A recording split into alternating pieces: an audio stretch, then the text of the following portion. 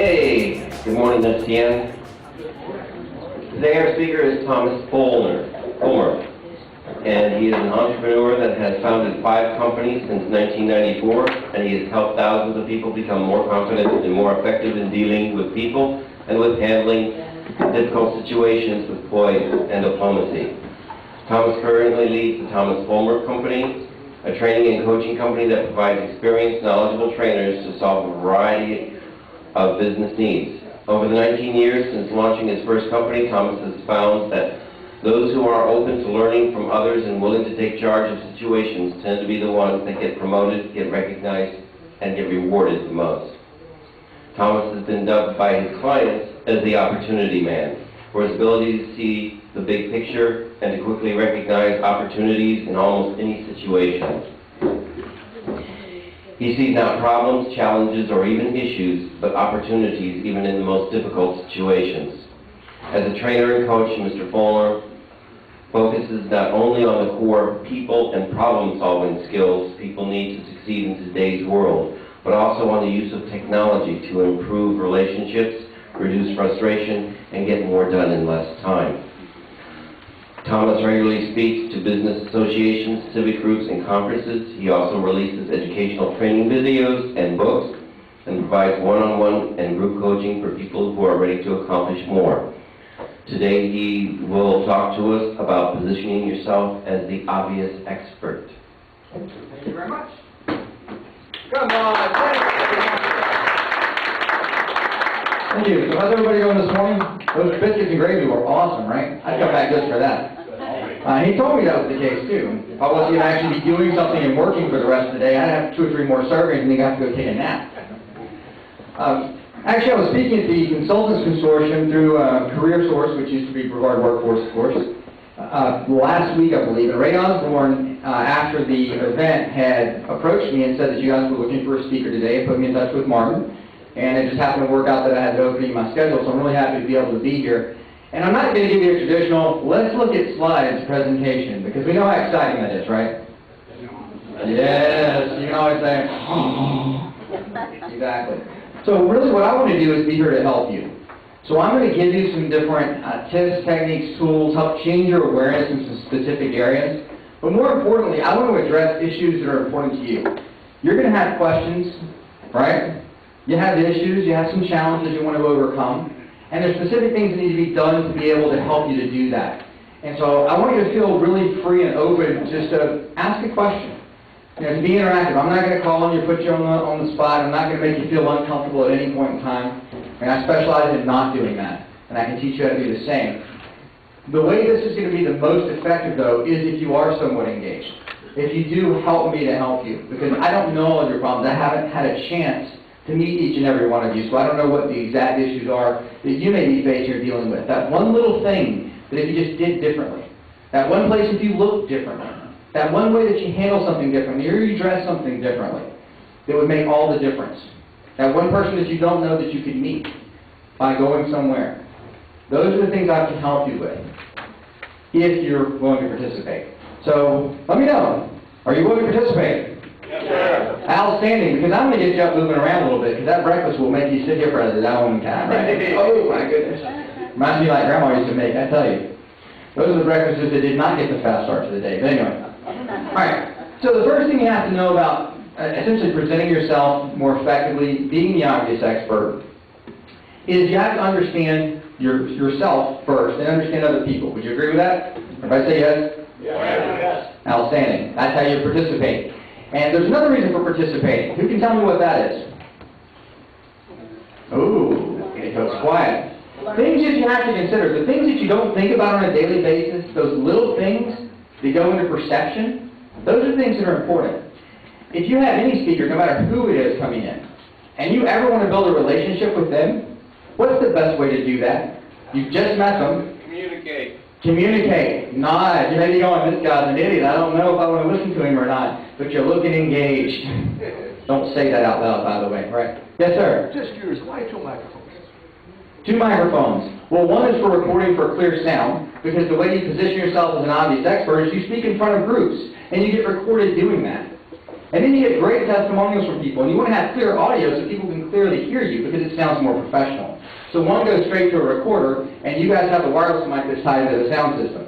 Normally I would tie these into both, but it really wasn't conducive to set up an entire system for the speaking engager this morning. Great question, though. And normally I would have my lapel mic over here, but for some reason I left that at my office before, and I left it in my house this morning, so normally it'd be kind of tucked in and hidden there. So, great question. Okay, so the way that you create a great impression with someone is to show interest, to show engagement, right?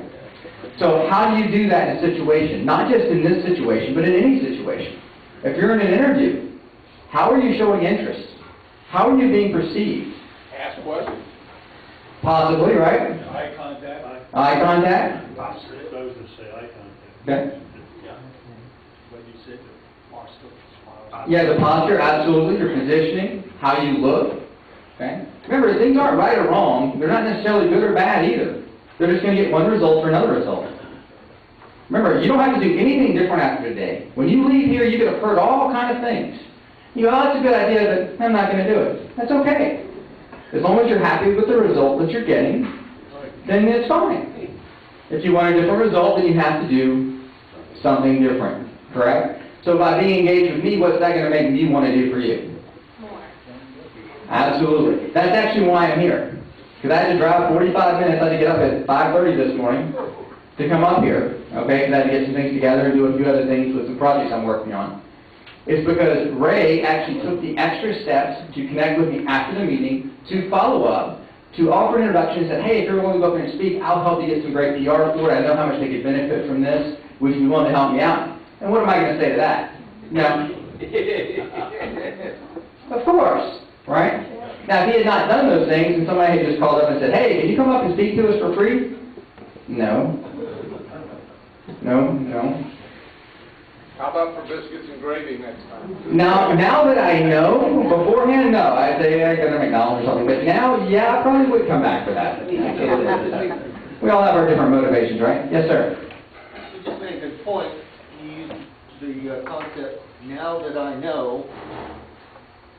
How do you deal with a situation like that, like you're speaking of in real time, where you don't know something, but you're looking to be engaged? When you don't know how to engage with someone? When you're in a situation and you're not clear on what method or direction of engagement you're going to use, what do you default to? The mastermind reader. Outstanding. Because one of the first things I said just a second ago was you have to understand yourself, right? And you have to understand other people. Remember when I said that? Well, that's actually what I'm going to teach you how to do. And so you can actually gauge certain things. You can tell certain things about people by the way they do things, by the way they walk, by the way they talk, by their attitude. Did you notice some people coming in the door? You can tell their behavior style and the mode that they're in just by when they walk in the door. They either walk in the door like this. Okay, I'm here, where do I need to sign in? Or they're like, hey, they got to talk to 15 people before they get to the table, which is the first thing at the door. That tells you a lot about how to engage someone.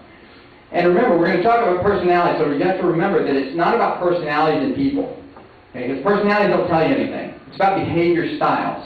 Because when you have an interviewer, they're going to be in one behavior style. And when you're working with them, they're likely to be in a different behavior style. When they're really stressed, even different. When the boss is breathing down their neck, they're going to do what? Not that they're good, but yeah, that happens a lot, right? Yeah. All right, so we're going to talk about how you can recognize how to engage with people as well. So let's go back to the very beginning here. The first thing is starting with expectations, because you have expectations set with everyone around you. Each one of you set an expectation with me when you walked in the door. Either you came up and you saw a new person that you didn't know and you went, hi, welcome, thanks for coming out today. Oh, wait a minute, who did that? Not feeling too welcome right there. What's up with that? All of a sudden when I have something to offer, everybody's nice to me. All right, now we're going to check on expectations really quick. Without starting to smile, don't change your expression, start looking all friendly just for this exercise. Don't start laughing. Look around and see what you see. What would you observe just looking around? Would you hire that person that's right there? Would you want to work with them as a partner? Don't start looking friendly all of a sudden. Don't sit up upright and start taking notes if you aren't already doing that. Because even sitting here, you're creating an expectation and you're just not aware of it. And that's really the key. The key is awareness. Because if you're aware of something, then you can alter something or continue something. If you're not aware of it, who knows what's going to happen? Okay? if you're aware of who's going to be interviewing you, if you're aware of what your corporate values are, what their corporate values are, what their priorities are, if you know that, then you can decide if you're a good fit. And if you are, you can practice, you can prepare and tailor yourself to make sure you fit right within those guidelines. You would be surprised, I hope you would be surprised, at the number of people that I interviewed for a position. I've hired several people at different times through Brevard Workforce or Career Source. And the number of people I interviewed was just a ton of people. And some of them have been out of work for a while because we helped with some of the programs. I've done a lot with Lisa to help develop some of those. And people have been out of work for a while and had done nothing. That amazes me. They didn't, learn anything. They came to an interview with a company knowing exactly what we did. I put exactly what you need to know. I even put recommendations of things you want to check up on before you interview. And people hadn't done anything. And the last person that I had brought on, she came in and she had a list of things that she'd done. She had classes that she said, and I think this class supports this one. This one was of interest to me, but I took this before, I knew I was looking for this type of work. And she went through the whole list, and she just done some amazing stuff. She turned out to be a great employee. Before she started, you know what else she did? She actually went and took a virtual assistance course, not a virtual assistant, an executive assistance course, after she already got the offer to start working with us. Because she wanted to make sure she did the job best. Of course, she said this course wasn't that helpful, that our training was a lot better, which it should be. We're a training company. But she took that initiative, and what do you think that made me think of? The first thing I said is, did you pay for that? And she said, yeah. I said, well, give me an invoice. Right away. You're going to take the initiative I'm going to put into you, you're going to put back into us. And that's the way a lot of companies look at things. But how do you convey that on a resume? That's kind of tough, right? Yeah. How do you convey that even in an interview sometimes? It's an initial interview and they're interviewing a lot of people. So you have to position yourself differently. That means if you look like a duck, sound like a duck, and walk like a duck, everybody's going to think you're a swan. But they don't know. They don't know what they don't know. So all of your pieces that about you have to be congruent. If you want to position yourself effectively as an expert in an area, things have to match up. If you tell me you're a professional and you come in not looking so professional, or you tell me that you have experience with management and you come in not knowing how to address things in situations, you can't think quickly on your feet, what is that telling me? That's telling me you can't handle it. It doesn't matter if you're just nervous for the interview, and really in real life you did a fabulous job. Everybody you've ever worked for said you did a fabulous job. If you don't show me in the interview, I'm not going to feel that comfort level. And people have to feel that comfort level to some degree. And that's that personal connection. That's also how you get jobs or connections through other people. They've got to feel comfortable referring you. And more importantly, the referrals is what? Anyone? Okay, which results in hopefully. Well, we don't just want referrals, me saying, hey, this is somebody you need to go meet. You would like me to say, hi, I'm Tom, and you are Martin. Nice to meet you, Martin, and you are David. So I've met David. I said, David, have you met Martin? Let me introduce you. Now, David, and I tell him all about you and introduce the two of you, you've got my credibility carrying you forward. You can position yourself for that. There's a lot of people that are very influential out there. So it's how you position yourself.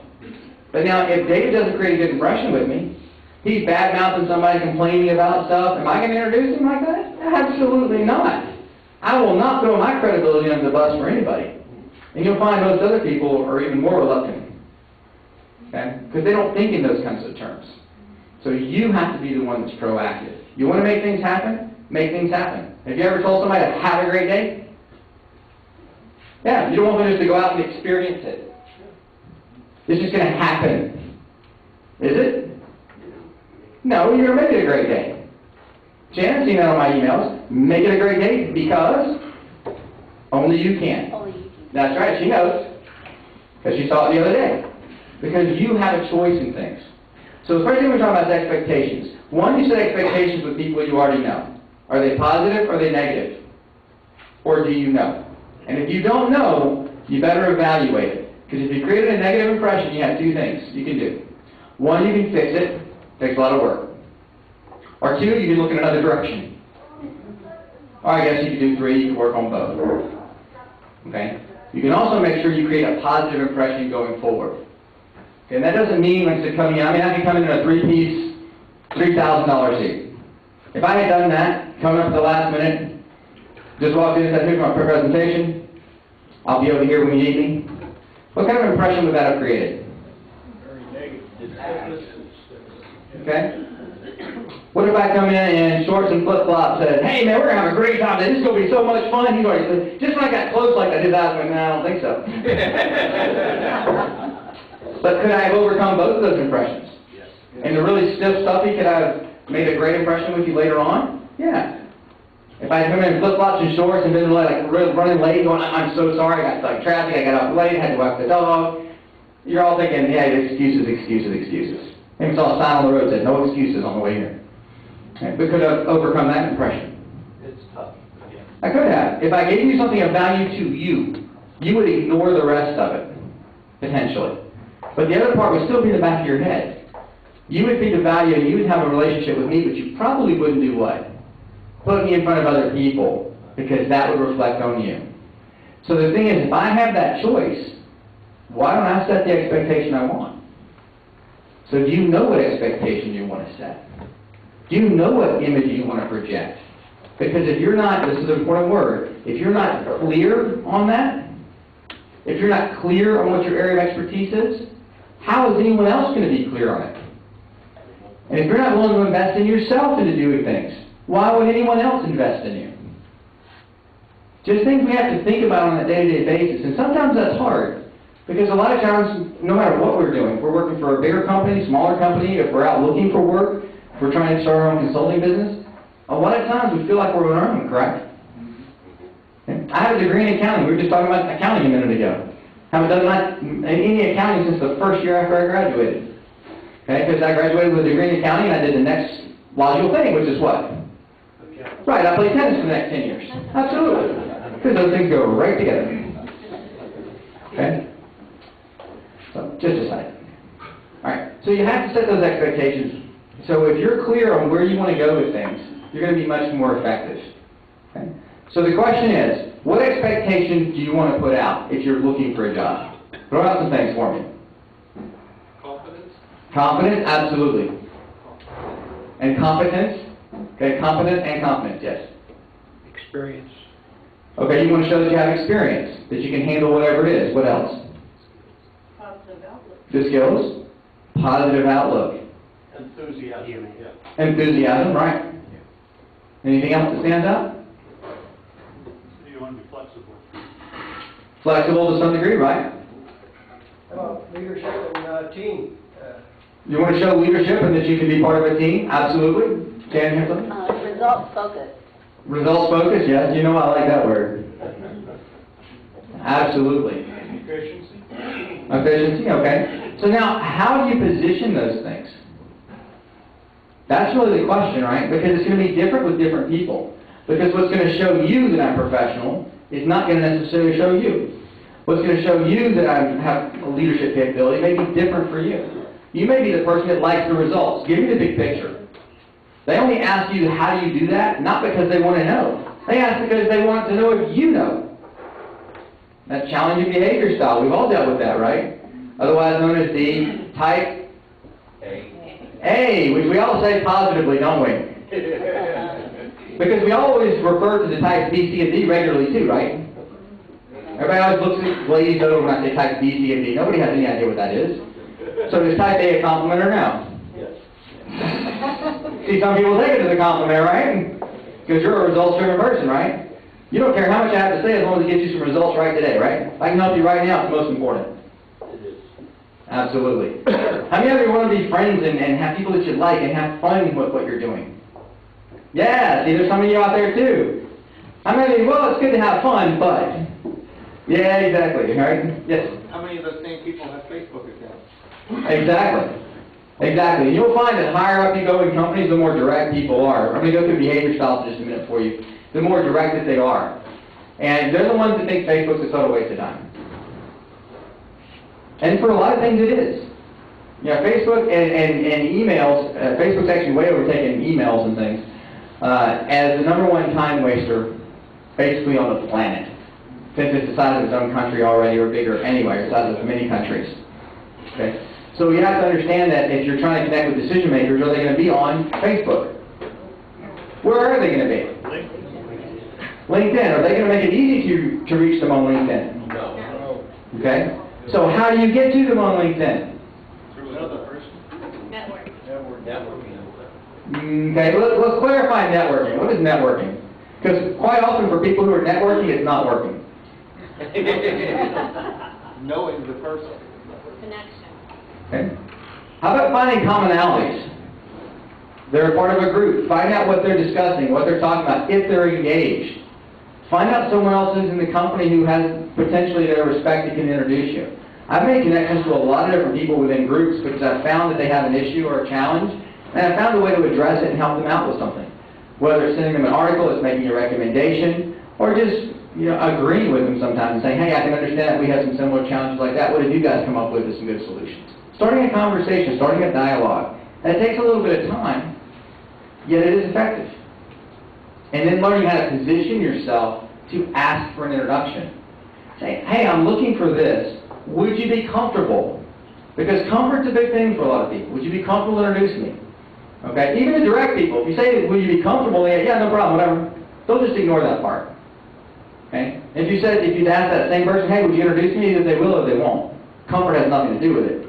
But if you use that comfortable word, now you got 75% of the people that you can actually connect with in addition to that 10 to 15%.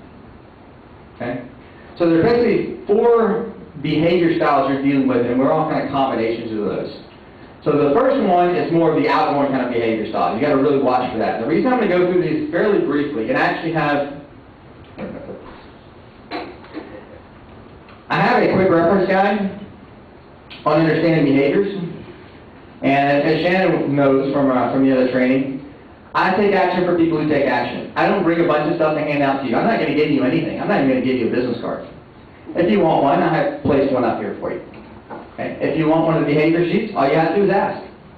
Because if you ask, you get. If you don't ask, you don't. And that's why 90% of people never ask, and the 10% that do, I'll help all day long. Okay? So I do have a behavior cheat sheet that we'll give you. And there's also a guide to reading people effectively. And it actually talks about the things they like to do, the way they decorate things, their body language, their speech patterns, their process for asking, their personal strengths and weaknesses. Just a quick highlight there. So if you want that, make sure you grab a business card. You can connect with me on LinkedIn and message me there. Or you can send me an email if you want. You can go to my website, you can contact me. If you want to send me a fax, that's fine. And if you want to drop by the office sometime, well, good luck. I'm not in the office very much, but you're welcome to leave a note. I'm actually out working, right? So let's start off with the behavior style. What's the first thing you notice about people? Appearance. Okay? Attitude, possibly. Remember, anytime we're making assumptions, you have to be careful, right? Because if I look really serious, it could have been just something almost happened in the parking lot and just still a little flustered. I'm walking to the door. I'm not really that serious in attitude at all. And I'm looking for somebody just to kind of go, oh, what happened? Oh, you wouldn't believe this, but. First thing you look at is the appearance. Okay, so the appearance. So tell me about the appearance. It could be the way they're dressed, the way they carry themselves. If I walk in kind of like this, or if I walk in like this. Okay, suck in a little bit. Versus not. Could be if I walk in smiling, if I walk in with purpose, or just kind of looking to make eye contact. The malls and airports are great. When I traveled, for the first 2 years in our business, back in 2007 and 8, I was on the road about 3 weeks a month. 7, 8, and 9, I guess. And I would look at airports, and you could just tell the behavior styles of people coming in at the airport. And you could tell how to address them within just a minute. And when we did training classes, I did 2-day training classes all over the country. And one of the things we would do is we'd go to lunch, and we would go to the mall. And we'd have a little group in the mall there, and we would actually pick out what's going to happen to people. Because you see people out there with vendors, and who was going to talk to who and who wasn't. And you could predict with about 90% accuracy who was going to address who, and who was going to walk by who, and who was going to have what expression when they did. Just by observing. Okay? You're the people I was observing. Which means I have a leg up on you. So if you're not a student of behavior, then you're going to miss a lot of things. So the first thing you notice is really fun whether they're more outgoing or reserved. Their attitude shows that. Their dress can show that as well. If I came in a Hawaiian shirt, gold chain, I mean, that's going to tell you one thing, right? That's going to tell you one thing compared to this attire right here. This is geared to be more neutral but professional. I'm dressing as a trusted advisor. And I tell you everything I do, even when I'm being influential to people, even if I'm selling something, I'll tell people exactly what I'm doing. I'm completely open about it. Okay? But that's more outgoing, or some people are more reserved. They're more demure, they dress a little bit down, they try to blend in a little bit. Okay? That tells you something about them.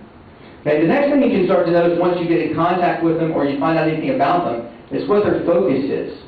If they're focused more on the task at hand, let's just get this done, or is it more about the people involved? And the reason I make these 2 points is because you're looking to get to rapport with people. You want to get to rapport with the interviewer, with your boss, with your people that work for you, with the relationships that you have, with people who might refer you when you're out networking. You want to get to rapport, right? Let's define rapport real quickly. It's the deepest level of relationship when you become the go-to person. That's how we're defining it. Okay, that means I can call you up, I call up Martin, and Martin trusts me and he likes me well enough that if I ask for help in something, he's going to go out of his way to help me out with it. And if he's not going to be able to help me, he's going to try to find somebody who can, not just tell me he can't help me. That's the sign that you've got rapport with someone. Make sense? Now there's a different path to rapport. With really direct people, okay, with task-oriented people, it has to be trust. If you don't trust them, you'll never get to the next stage, which is like. And if you don't get to that like stage, you won't get to the rapport stage. With relationship or people-focused people, meaning people come first, they have to like you, or they'll never get to know you well enough to learn to trust you. Does that make sense? So you're trying to get from connect to rapport, and there's a different path depending on the person that you're dealing with. Yes? Thomas, you brought something up which I think is key, which is expectations. I learned from a good friend some years ago that many things in life, maybe most things in life, your feelings, your conclusion is based on the expectation you had about it. Correct. So, talking in this case about an interviewer. When this guy receives you in front of him, he already saw your resume. So he already has some expectations. Absolutely correct. So how does this play into the process of being there and showing yourself? That's a great question, and you actually have to have consistency, and that's exactly what he's talking about. That's why you were talking about having somebody look at your resumes earlier, or heard somebody mention something like that, and go through and shred it.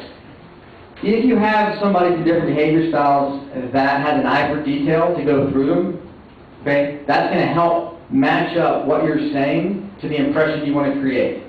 So if I took my resume and I went to somebody who's a really get it done direct kind of person, and I went to somebody who's just a fun, loving, outgoing, have a good time kind of person, and I went to somebody who's highly detail oriented, it's got to be correct, it's got to be right. I mean, every detail in place. You have to have an analysis that leads to a logical conclusion, and if you don't do everything in order like you said you're going to do it, it doesn't make sense, I'm not going to trust you. Yes, some of you are shaking your head because you know exactly what I'm talking about.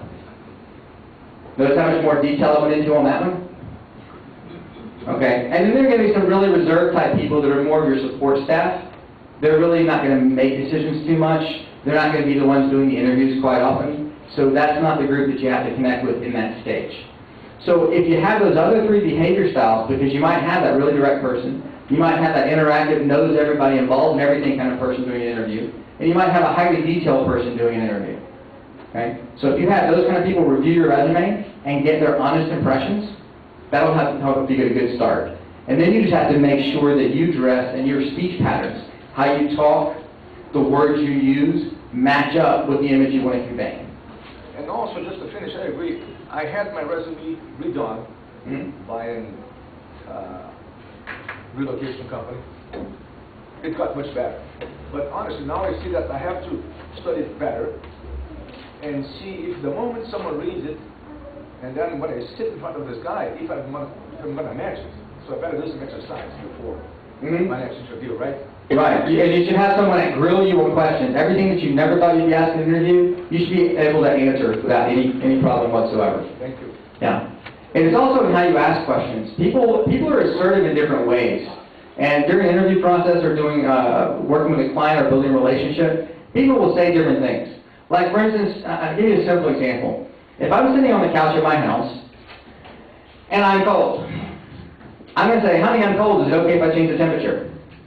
And she'll say, yes or no. So, well, I'm kind of cool, or I'm whatever enough, so I'll do whatever.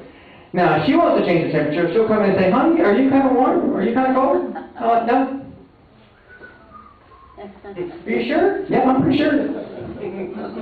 There's tell-assertive and there's ask-assertive. I'm tell-assertive. I'll just tell you what I'm thinking. And it's not just between men and women. Although the tendency is women tend to be more ask-assertive and men tend to be more tell-assertive. I mean, we say things. Women tend to phrase things in form of questions, even though they're wanting you to take an action. You know, we're driving along. Are you going to turn around here? No, why? Well, that was the turn. Why didn't you tell me? You see? Honey, which route do you like best? Exactly. I mean, it's, yeah. Exactly. So you have to understand that people see things and they're going to respond in one way. So if I'm listening for something my way and I'm not hearing it their way, what am I going to miss? The big picture. And I love to use my wife as an example because anybody can get along, you know, husband and wife can get along and do things in business together, whatever. That's kind of an amazing thing. And I'm very fortunate to have that kind of relationship. You know, and so I kind of pick on her, use her as some examples, you know, from time to time. And we really do see things differently. And so sometimes maybe she has a long day at work, she'll come home and want to just talk about it. And sometimes she has a problem with somebody that she's working with, and sometimes it's a great day. So it's a problem. What do guys typically go into the process of? They start complaining about something or something going on, we start thinking of, so she's talking and I'm thinking, okay, if I was that, I would be doing this, I'd be doing that, I'd be doing that. And I'm not listening. Or I'm saying, hey, here's a solution. And maybe she doesn't want a solution. So I've learned to simply ask the question, hey honey, is this something you just found on the vent about, or do you want me to see if I can help you figure out something? Because she says, no, I just want to complain about it for me. Oh, wait, great, go ahead. I don't have to think. And the reason I use that as an example is because that's the way you're going to have the interviews as well. They're going to ask something a certain way, wanting to know one thing, and if you hear it a different way, you're going to answer it a different way. They're going, that's not what I'm looking for. Doesn't mean you can do the job better or worse. It means you're not making a connection with the person you're talking with. Same thing in networking. I teach a lot of business training classes for entrepreneurs and people who are trying to do startup companies and consulting companies. And, you know, I'll say, what's your main focus? We always focus on our clients. We focus on, you know, the other person when we're out networking, when we're out doing things. So I'll be out and I'll introduce them to somebody and they'll say, well, what do you do? And they'll talk for 20 minutes.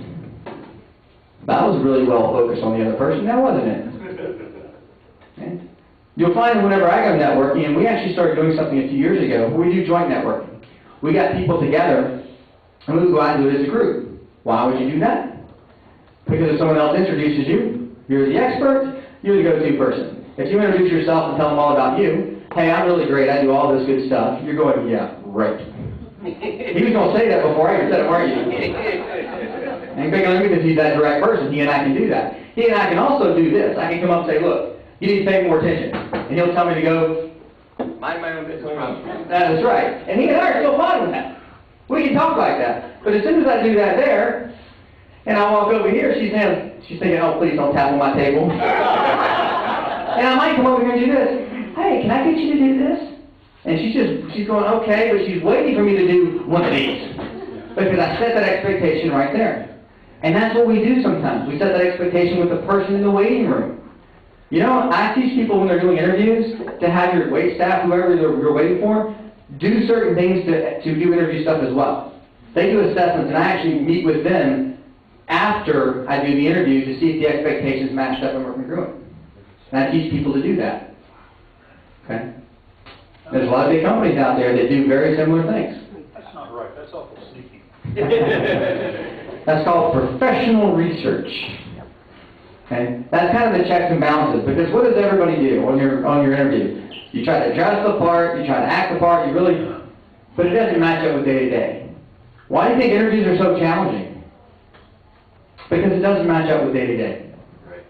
They're looking for real, genuine, honest people. Somebody said competence earlier, and confidence is what you're looking for. Let's tie that into self-esteem. Because if you're competent, and you know you're competent, because you have to be the expert, and you know if you are or not. If you're not, you need to become that in whatever you're going to do. So you have to have that competency. But you also have to have that confidence. And confidence can be built. And it usually ties in with self-esteem. And those are just realistic things. You know, I've had a great marriage. I've been very fortunate about that. We've taken some couples classes down at our church down at Calvary Chapel in Melbourne, where we used to live. Was right close to there. And people said, you know, why are you taking couples classes? I thought y'all were like a perfect couple. I said, yeah, and I'm going to keep it that way. Okay? We look to continually improve on things. And that's what you have to do as well. And what that has done for me is helped me put myself in a position that I'm comfortable sharing or talking about pretty much anything, challenges, whatever, and taking responsibility for my own actions. And that's where people kind of break down. They get nervous, maybe I haven't had a job for a while. And they start feeling bad about that. And that's going to carry over your demeanor. So you have to have that accountability partner. You have to have, you know, a group, somebody else you can share things with. That's why you network with other people. That's why you get together and share these things. We created something called the Monday Morning Motivator. We started doing this back in 2008. We get together every Monday morning, 7 o'clock, and we did this for quite a while. And all we did was share successes. That's it. We share successes and we network and we talk with each other. And what people realized is they didn't have many successes to share. Or they didn't think they did. Oh, well, I didn't do anything. I didn't close any big deals this week. Did you read a book? Did you get up early? Did you know, rescue a dog on the way to work? I mean, anything? Oh, yeah, I got a lottery card. I've been wanting to do that for years, and I finally went and did it. Great, we'll celebrate. Woo! You celebrate the small things. It doesn't have to be big things. Because our habits are made up of the little small things we do every day and how we see them. If you don't see them as successes, what are they not? They're not successes. If you don't see things you do as successes, how is anyone else going to see it as a success? You got to think about these things. And I know it sounds easy for me to stand up here and say this, you know, because when you're out there on your own, trust me, my first company, I launched it right after I graduated from college.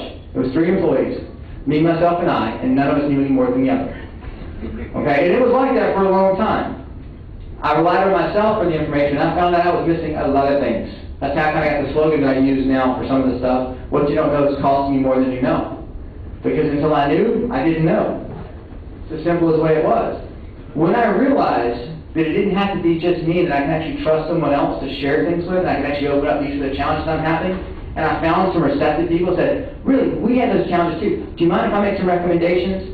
I know somebody else is going through that. Maybe we can get them here together, we can come up with some solutions. I'm thinking, oh, this is awesome. I should have done this years ago.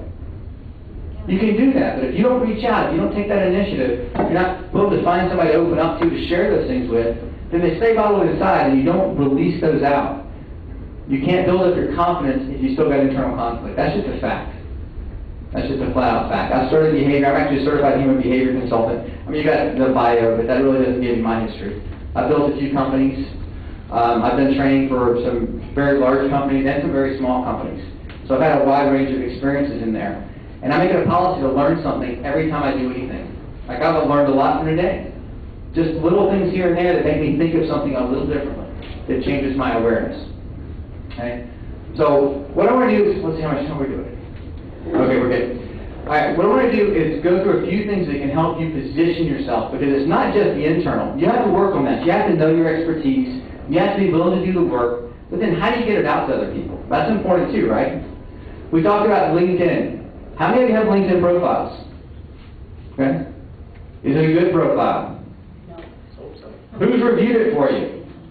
What kind of impressions have you gotten from it? How many people are reaching out to connect with you every single week on their own?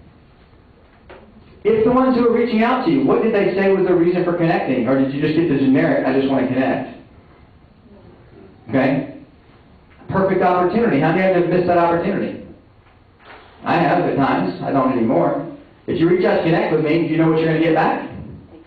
Hey, thanks for reaching out to connect with me. I make it a policy to get to know people and make sure that it's the right fit for us to connect, and make sure they're actually using LinkedIn as a professional tool before connecting. So just respond to this email. I look forward to connecting with you. Keep me in touch.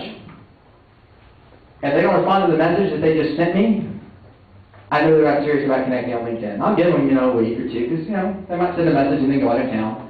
And I ask them, what led you to connect with me? Because I want to know what in my profile made them want to connect. Did they just randomly see a name that popped up on the screen and go, oh yeah, that looks good, click. What good is that with me? It's just a name on a list on the internet. Does me no good. Does them no good. Okay. However, if you start a conversation, what does that open up? Oh, well, I saw that you do customer service and dealing with difficult people. We got some really difficult people. That opens a conversation. Now what can I do? Well, really? Well, let me help you. What's one thing I can do to help you this week? Tell me one challenge you're having, and I'll help you come up with a solution. Yeah, am I going to do it forever for free like that? No, but, well, I might have good business and gravy. I might help them a lot. Okay. But I mean, that's like opens a conversation, right? So whenever I connect with someone, what do I always do? I look for a reason to connect with them. And I'll say, hey, I saw that you were doing this, this, and this. Thought it was very interesting. I'd love to connect with you on a professional level, and see if I could ever be of any assistance to you and just, be able to build a relationship. Just honest. They will or they won't. If they don't, they'll probably forget about it and move on. It's okay. That's one way that you can do it. So have somebody review your LinkedIn profile. Make sure it meets up. If you have something that has a title, you don't want to just say, looking for work. That's probably not the best way to phrase that. Okay, there's some other ways to do that. And there's a lot of help out there. We've all heard of YouTube, right? Some of us might be more technical savvy than others. That's okay. YouTube is one of the largest search engines, yes, I said search engines, on the planet. Because everything you want to do is on YouTube. I had, a few years ago, I had a Yukon Denali. I needed to change out the turn signal on it. You had to pull out the entire steering column. You had to take everything apart for it. Well, guess what somebody had done? They did a YouTube video that told you at the beginning of the video every single tool that you needed, and there's a couple of specialty tools you needed. They told you where you could go rent them for free at the AutoZone, or Advanced Auto. They give it to you for free. And all the little specs that you have. Then they give you step by step every single bolt to take out in what order to do it. They did another video of how to put it back in step by step. Okay. I don't know how patients to do that as a video, but they did. And one night, didn't feel like taking it to the dealership and let them keep it for 5-6 hours, so one night I just did it. Took me about an hour and a half. It was an interesting experience. I grew up working on cars, so it wasn't too bad. But I mean, that was a step by step. And the same thing on LinkedIn. There's people willing to give you a free profile assessment. Right now we're in the information age. People are giving information and value as the primary objective. It is out there. Of course, out there with the good is also the bad. But YouTube's a great way to do that. You can reach out and get some tips on that. Or you can find someone to simply help you. Say, hey, how do I turn this into a better profile? How do I do that? So now talking about videos. If you want to maybe get out and do some consulting, I talked to Chris, and Chris does some consulting work on the side too. And if he wants to position himself as an expert in an area and he wants the publicity, what's a great way to do that? YouTube's a great way. YouTube gets ranked faster than almost anything out there. Videos do. So you can do videos, and depending on what you're looking for. Just make sure that they convey the messages that you want to convey. Same thing with anything that you put out. You can have group discussions on LinkedIn. You can link to the videos. You can link to articles. How many of you have expertise in an area? How many of you really do, honestly, and feel free to raise your hand, or if you don't want to, that's fine. Honestly, have expertise that you would be comfortable sharing with other people. Expertise that you think people would value. Insight that you think people would value. Discussion topics that you have in your head that you think would be great to discuss and talk about. That you might want answers to even. Those are ways to create conversations with people. And the way you meet more people is through creating conversations. Where do you do that? LinkedIn has groups. Facebook's possible. I mean, there are some things that can't come from Facebook. You just got to be very, very careful with Facebook. Just saying. With anything that you put out there. Okay? What's that? Put their dirty laundry. Yes, don't complain on anything. You got to take that stuff away. And as an employer, they have search tools. They actually pull your name and anybody like your name or alias of your name on all the search parameters across the entire internet before they ever interview you. A lot of the big companies still do that. Okay, or continuing to do that. Okay, just so you know. So make sure that you be careful about what you put out there. So how else can you position yourself as more of an expert in your field? How can you, and I'm going to use this word. Now, I want you to look around each other when I use this word. Ready? Start looking. How do you better sell yourself? Yeah, different people looked up on that one. How many of you like sales? Sales got kind of a bad name, right? Okay. Some of us like sales. We need to talk. I love people who like sales. Because without sales, you don't ever have a job. Just think of that.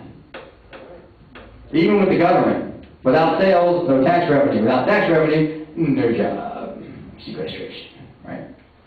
Okay, so you have to have that, but you do have to sell yourself. You have to position yourself. And you got to essentially influence people to choose you over someone else. Okay? What's the biggest challenge that you're facing doing that? Yourself. Yourself? knowledge, Okay. of self-awareness of what you're projecting Okay. to people. Most of the time, I believe in an interview situation, you don't know who the competition is. Right. Yeah, that can be a challenge. Remember, who are you competing against, though? Are you competing against other people directly? Sort of. Okay, because you are. You're competing against the impression they can create versus the impression that you create. Would knowing that help? Maybe, maybe not. The real key is, what do you have to do? Make you have to be the person that fits that job that they're going to. Right.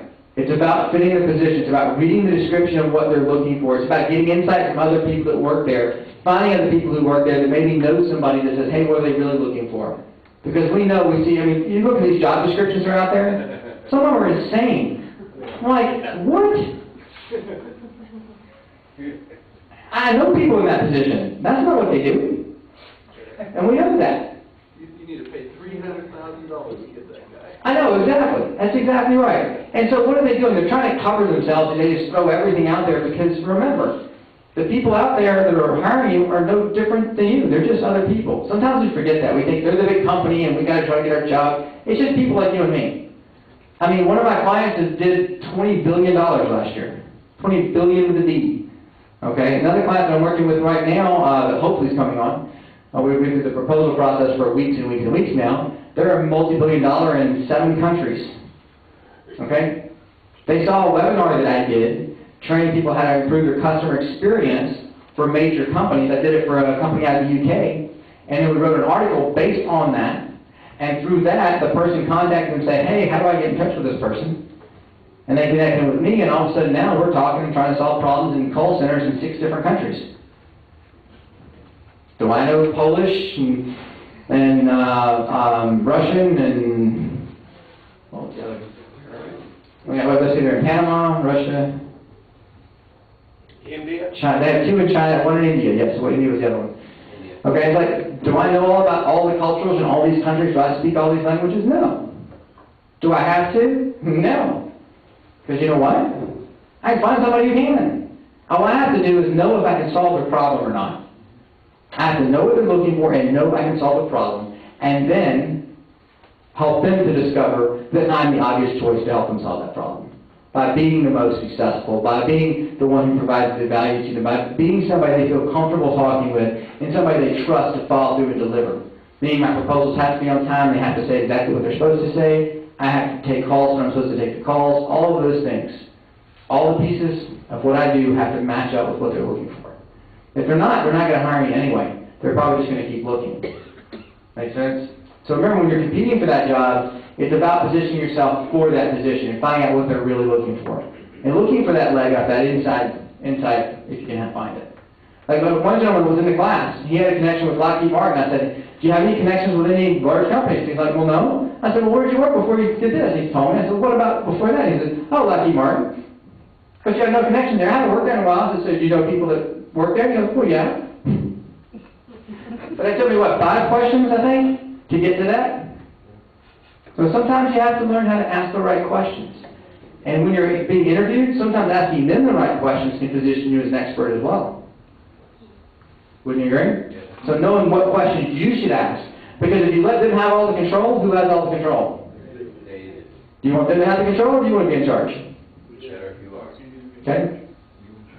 All right, so we're going to play a little game real quick here. Okay, we're going to play a little game. Who wants to volunteer to play? You can volunteer yourself or someone else just by pointing. Okay, I think you got it first over here. All right, so we're going to play the game. We're called Answer and Ask a Question. It's a simple game. You answer the question and you ask a question. Fair enough? Okay. I'm Tom, and you are? Hi, Bob. Hi, Bob. So what brought you out here today, Bob? Looking for opportunities to learn more. Yeah? Are you finding them? Yes. The situation's been very helpful. How many questions did he ask? Who's in control? I win. Woo! It's very easy to fall back into the answer stage. Everybody does that. Okay, I've only had like one person in a class ever be able to take it right off without an example. So who wants to give an example and try it one more time? You were volunteers, you know that, right? All right. Our sales guy, of course, he's going to volunteer. All right, so here we go. Hi, I'm Tom. You are? John? John? Nice to meet you, John. Meet you? So what brought you out, John? Oh, no. See, if I get the question, you got to answer it, see. It's Friday. Excellent. Come here every Friday. How about you? Oh, no, I actually just came in to speak today. You've So, been doing a fine job. I appreciate that. Thank you very much. You speak often? I do. See, now he's taking charge. All right? Now, you have to remember not to cut someone off, so you got to be careful about that in the right balance. But it's looking for those opportunities. Well done, sir. Yes? We can do that because we have the report already. We built the report. I don't know if I trust you just yet. You look a little shady. You're a little sales guy. You're a little sales guy.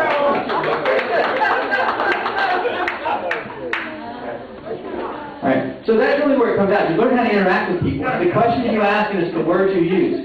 Now, you didn't use one word I'm going to point out for you right there. There are certain words you don't use, or very seldom, I should say. You? But, why? Anybody else want to give a few more? You? We? You can use you and we depending on the circumstance, yeah. The reason, well, let me clarify the ones as we go. If I say, hey, nice to meet you. But, do you know anybody else here?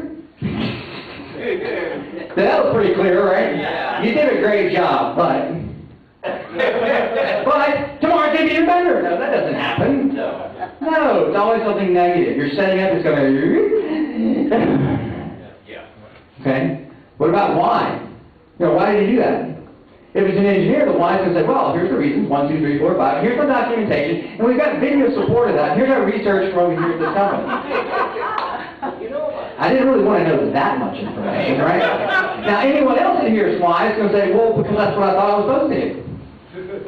It puts up, think of force field, right? Okay? The why puts up a defense mechanism for about 75% of people. So if I said, what led you to choose to do that? I'm trying to get to the facts. What gets facts? Why gets emotion? If you don't know that, you're going to use the wrong words and create an experience that you don't want to create. The words you use matter. Okay? But so how does it impact us? It doesn't hit us. It's how does it affect us? Okay? And that's become a little bit more accepted, the impact over effect. But remember, the more accurate you are, the more clear you are, the more clear you are, the more competent, professional, and effective you're perceived to be. It's just a fact. Okay? Can't. Oh, well, we can't do that. We can't get it done by then. That's exactly what comes next. That's right. Well, you're just going to have to. Well, we can't. What we can do is, while that's going to be a challenge to get it done by then, what we can do is, while I don't know if I can get it done by Friday, what I can do is let you know Thursday right where we are and what resources we're going to need in place to be able to get it done by Friday. Now what have I just done? I said, basically, you're going to choose to get this resource and get it done, or you're going to choose to not get it done. I just put it back on him without him even knowing it. Okay? That's how you control conversations. That's how you become more influential. You learn how to use the words. Another one's try. Try is a poor choice of words. Because try always means what? Anticipated failure. Because if you said if you're going to do it, what would you say? I'm going to do it. If you don't think you can do it, you're going to say, I'm going to. So now I know you have no confidence. So I said, well, how would you handle this situation? Well, I try to diffuse it by... You just told them that you're not confident you can handle that situation. When I train interviewers, which is not that often, but when I train interviewers, did you hear the word, buddy? When I train interviewers, okay, and all of that's not often, it is enough times that it makes a difference. See how it comes across differently? Okay, I'm going to teach them to use those kind of words, to listen for those kind of words. Makes a difference. What about impossible? Impossible is probably not a good choice either. Okay? While that may not be feasible at this time, how about if we try it this way? Okay, I'll give you an example of the impossible one real quick.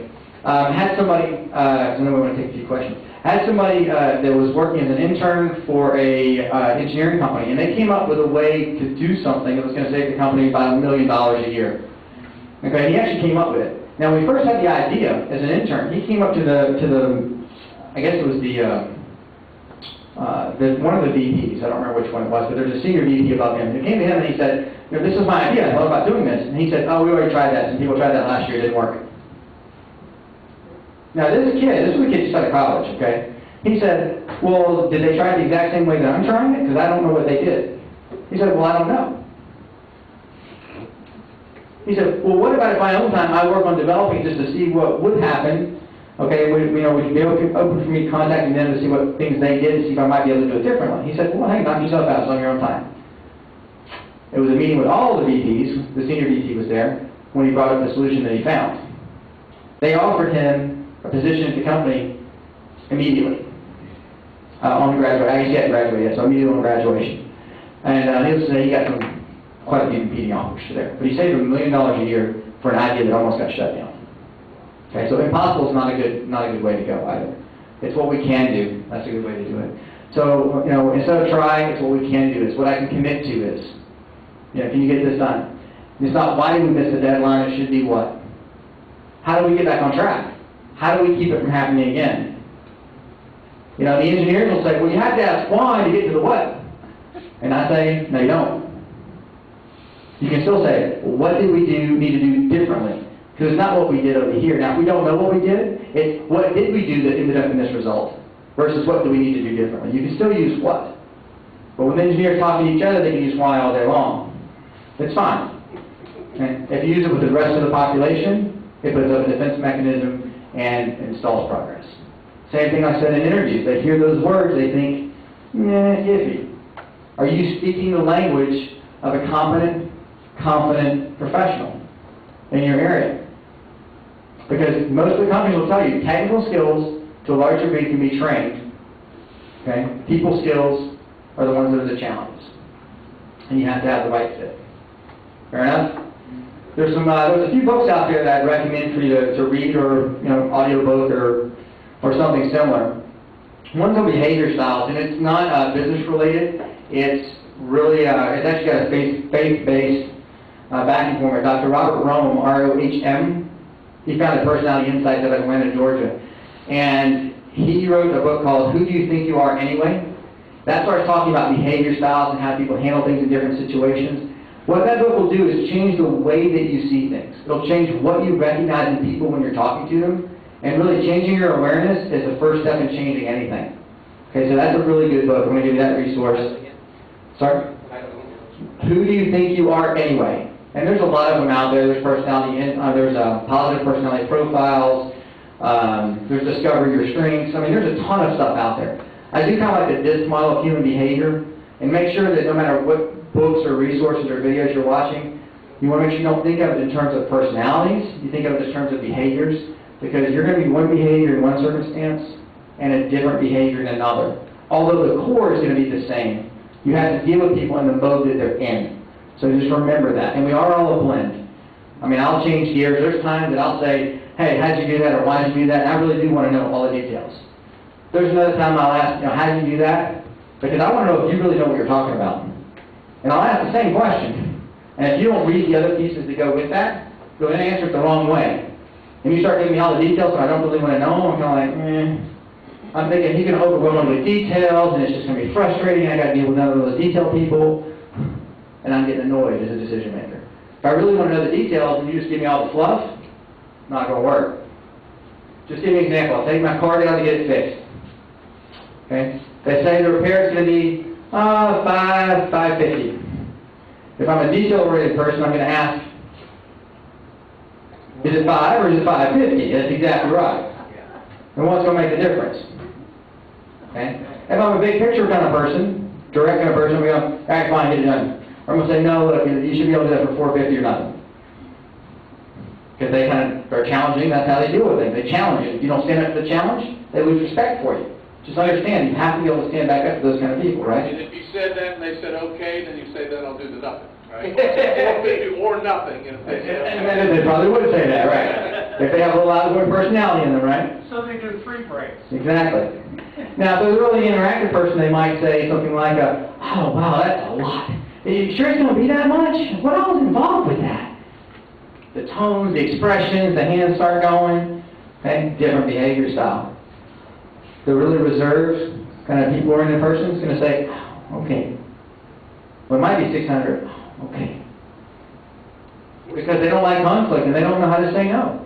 If you're one of those people that has trouble saying no, you have to work on that. There's a step that you can go through to learn how to say no effectively and diplomatically. Okay? Yes? I have a friend that got a job at Firestone, Mhm. manager. He's spending 3 weeks in this assertion school on how to tell people what the repair bill is going to be, and to come over and overwhelm them and overprice them and see if they take that. Oh, my And God. they're training them to do that. at Oh, Firestone. yeah. I wouldn't doubt that people are doing that. I find that a little bit unethical like that. But yeah, I mean, let me finish up this example just real quick, and I'll come back to your questions here. So that same 550 bill, okay, I'm the direct person, I come back and they go, yeah, it was 558. Yeah, whatever, just get it done. You know, or look, you said 550, do it for 550, there's no reason to screw me over for $8, let's just get it done. The calculating person's going to say, because they actually got a number, they got, 537.12. And it came back to be 539. He goes, well, you said it was going to be 537, why are you throwing $2 more on there? No joke. You know who these people are, okay? Now the really interactive person's going to go up and say, it's just 5 to 5, it's going to be 555. Oh, man, why does it cost so much? I don't know, I've had this repair done over here, I talked to this person, and notice how my pace speed it up, and I started just going all over the place? Because they tend to do that sometimes under a little bit of stress. And then the really reserved kind of person is going to simply say, okay. And then people are going to say, well, they screwed you up for that. Well, it's my fault. I should have asked. I should have gotten it in writing. They internalize everything and take the blame themselves. And that's who they're teaching those people to target. Right. Okay? Because that's about 40% of the population. Right. Actually, they say it's about 30%, but they can get $600 for a $500 repair by just coming on strong. And then their also secret is to say, but we put in some new windshield wipers for another $7. And Yeah, so we did something as a favor for you. Right. And they're great. They always charge you. I have one question back there. Yeah, you went right across it, and I think people miss, what is the DISC model? The DISC model of human behavior. You've heard of Myers-Briggs, and there's college animals. There's all sorts of different assessments out there. The DISC is just one model of assessment. It's the ones we happen to use. There's a lot of different ones out there, but that's what it is. It was founded by Marston back in 1800s or something, a while back. But that's just a model of human behavior. And that's the kind of one I gave you. And it's on the sheet right here. This is the one that if you want, it'll actually detail and give you a little bit more about the DISC stuff. Yeah, good point. I'm getting ready to go in for an interview at the job fair at the Cape.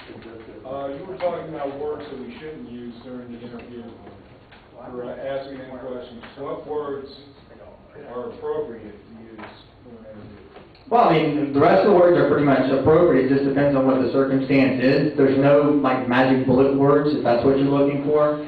I will tell you this: if they're a really highly detail-oriented type person, and they're kind of that reserved, calculating behavior style, they like specific words like efficiency, solutions, evaluate. Evaluated by different job opportunities, and I figured I was the best fit for this particular position. And the way I came about that is by looking at these criteria and seeing that I met up with those, and I believe I can bring a certain efficiency to the department.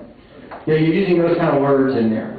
If it's more of a direct person, it's more solutions, results, what you can make happen. How you can solve a problem, not the details of how to do it. So there are different words, and this is really kind of too short of a time frame to go into that, but you're dead on. That's a great question. There are certain words you use with certain behavior styles to make a better connection with them. Yeah, there absolutely are. And some of those will be in that. There's another book that I would recommend that you look at. It's called Power Phrases by Merrill Runyon, R-U-N-I-O-N, Power Phrases. And it's really more of a how-to. It tells you, instead of saying it this way, say it this way for more power without being aggressive. So those are a couple of books out that are good for preferences. Before I wrap up, any other questions? Because I know I'm running short on time, and I want to make sure I get you guys finished up on time here. I just had a quick question. Yes, sir. Based on your presentation so far, what I'm getting from this is that behavior modification is what we need to do to be able to practice in the workplace. Absolutely.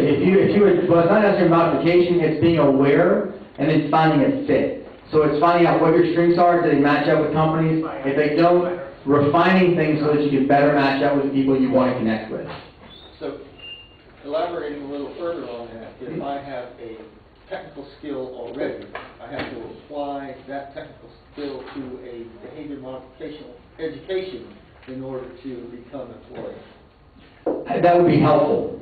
Yeah, if you can better connect with the person that you're talking to, if you can better work with employees and staff, then you'll be more effective, yes. So if I'm going to go to that much trouble, why wouldn't I just go into behavior modification line?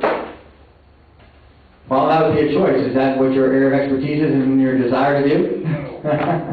It really comes down to this. Remember when I said that you don't have to change anything after the end? It's a question, are you getting the results you're looking for or are you not? And if you're not getting the results that you're looking for, will making that change help? And if it will, then you have to decide, is it worth spending the time and effort to do it or not? That's your decision. It's a win-loss, cost-benefit type relationship. I mean, there's things I can improve about myself that I haven't prioritized that isn't as important to me as compared to something else. So that's the decision you have to make. It's not saying everybody has to be perfect and has to go act differently, because that's not what it's about. It's about treating people, let's give you a quote, do unto others as... So he wanted me to be straight to the point direct. So that's how you want me to be to you? That's how I want to be taught. That's how I want to be dealt with. So I should do what I do to myself to you? No. It's do unto others as they would have done unto them.